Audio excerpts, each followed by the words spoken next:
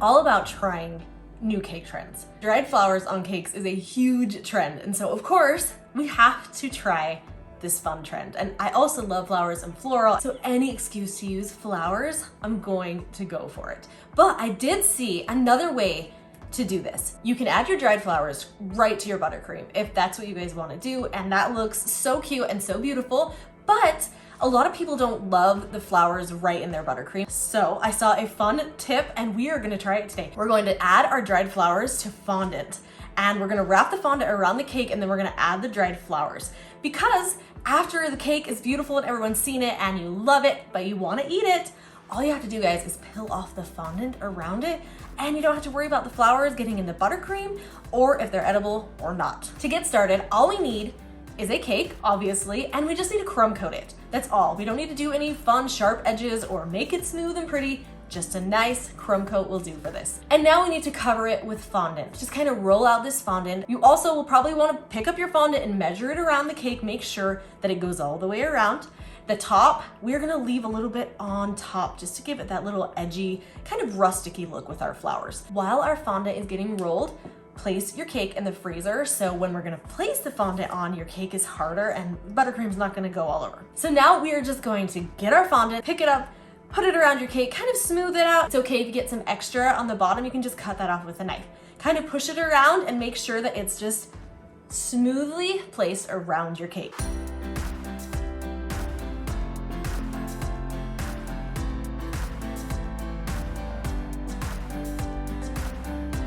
So here's my dried flowers.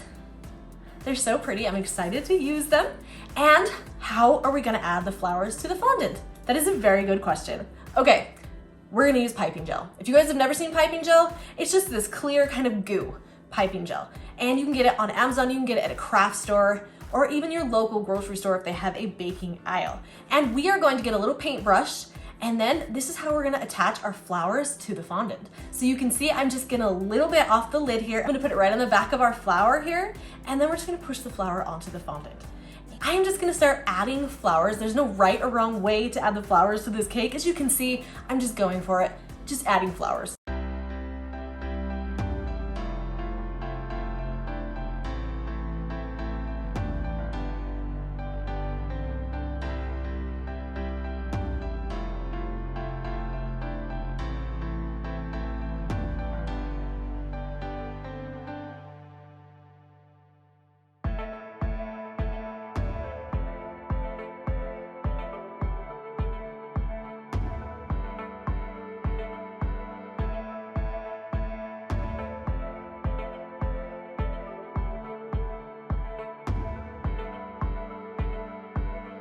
Also, the back has a seam because we're gonna wanna be able to pull off the fondant when we eat it, so there is a seam in the back of the fondant. I didn't really cover it out too much because I ran out of flowers. I ran out of flowers, but just, you know, it's okay. It's not perfect here, actually Spags Cakes.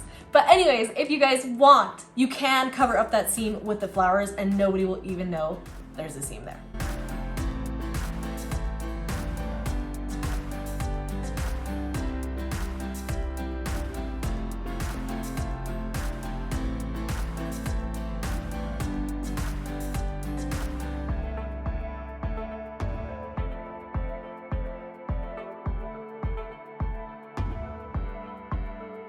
I think I have a new favorite cake.